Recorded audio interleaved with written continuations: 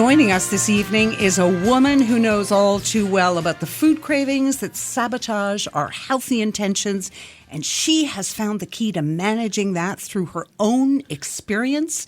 Welcome, Stephanie Dodier. Good evening, ladies. And you have a 4-step protocol. So what started this journey from being on the corporate ladder to holistic nutrition and now having developed this regime? Yeah, and I think the key here is my own story.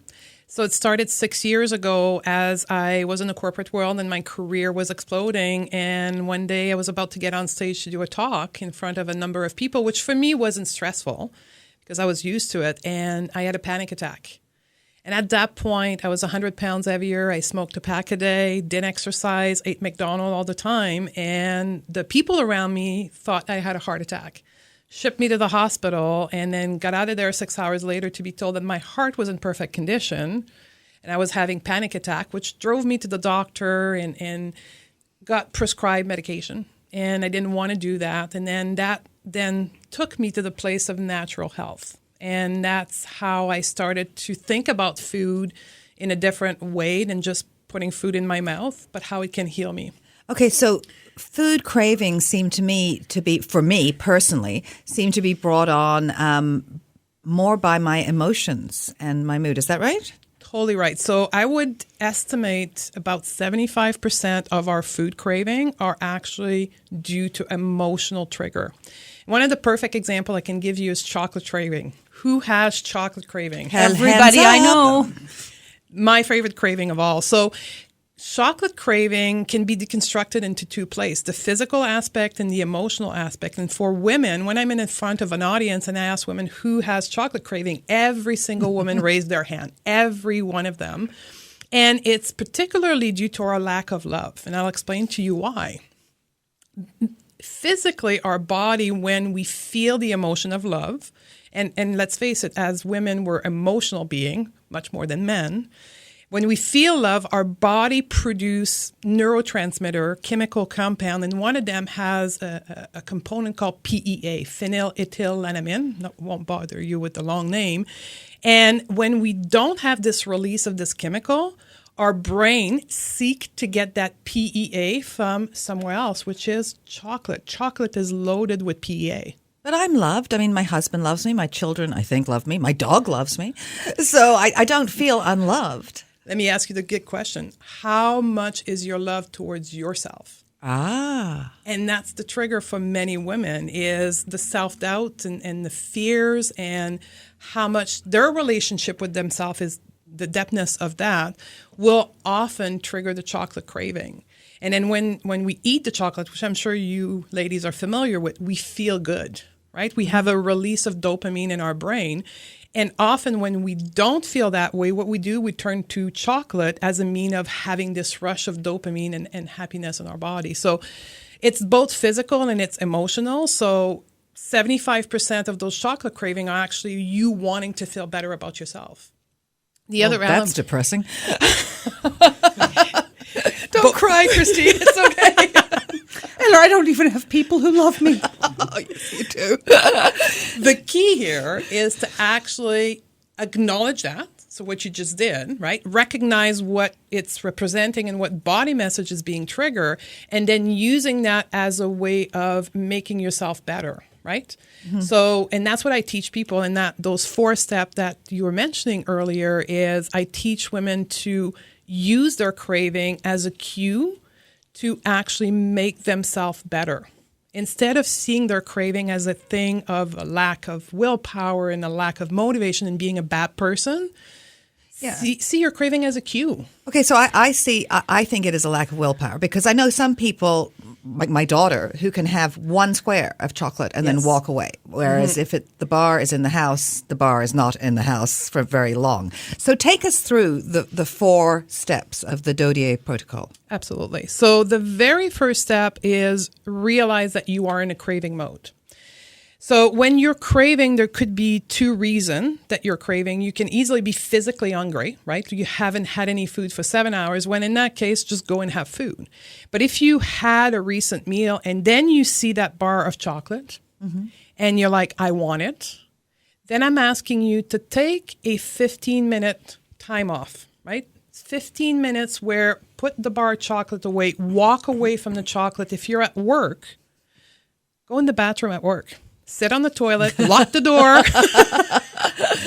close the door, and call a time off for 10 minutes. Put the timer on your phone and then close your eyes and start breathing. Take some deep breaths. Mindfulness, whatever that is for you. If it's deep breathing, if it's meditation, if it's yoga, whatever the thing is for you to disconnect from the emotional situation that triggered the chocolate craving, right? Okay. Connect with yourself, start deep breathing, and attempt to understand what is creating you to have that chocolate craving. Is it the email that just came into your mailbox, right? Right. Okay. So two. There's four steps. The very first step, you walk away from the chocolate. Away. Second step, you segregate yourself. Third step, you then connect and have deep breathing. Okay. And then 90% of the time, the craving will go away. So when you leave that space where you're with yourself and you have that moment of connection, no more craving. And that's what happened in the people that I work with. And for myself, the craving is gone because you've connected with yourself. You lost 100 pounds? Yes, ma'am. What about step 4? That is... Yes, the step 4 is the connection with the situation and awareness of the situation. So realizing whether it's the email or whether somebody said something to you or whether... What is the emotional environment that trigger you to have the chocolate craving? Is it the email and so forth? So can I ask you this? Yes. Do you create new sort of brain routes after a while because you stop? It's sort of like quitting smoking. They sort of tell you the same thing. Walk away and say, I'm going to have it in 15 minutes. Think about it. And then... Yeah, you're creating new neural pathways. If you want to go down in that psychosomatic science, you're creating new neural pathways. So when that situation comes up, when the email from your boss comes up, you will no longer think of chocolate. You will think of another element and not fear the situation anymore, therefore not creating the craving. Okay, so now you're very generous with your knowledge. You have a tribe. Yes. And listeners, so explain what happens there and how our listeners can connect with your tribe and get their guide. So the very first thing, what we talked about can be resumed in one page. So if people right now listening want to text me at 514-700-2040, 514-700-2040. And text me their email address. I will send them the one-page recap of everything we just talked about and some more. You can also go to my website at stephaniedodier.com, and then you can get access to my community, to my tribe. It's a Facebook group for women over 40 where we talk about a new way of looking at our relationship with food, and food craving is the main element we talked about all the time. You've also written a blog on our website, so if people go to whatshesaidtalk.com, all the links and the number will be there. So if you're busy cooking dinner and you don't have a pen in your hand, you can find the information out there. What do you think?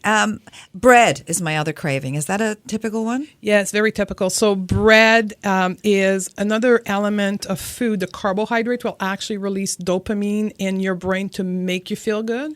Now, the other part of food craving that bread comes on is also disturbance of blood sugar dysregulation.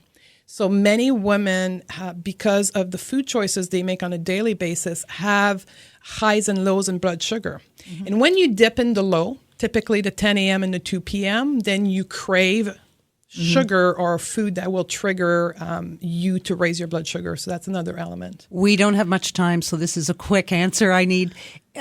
Is this successful for people? Can you totally eliminate your food cravings?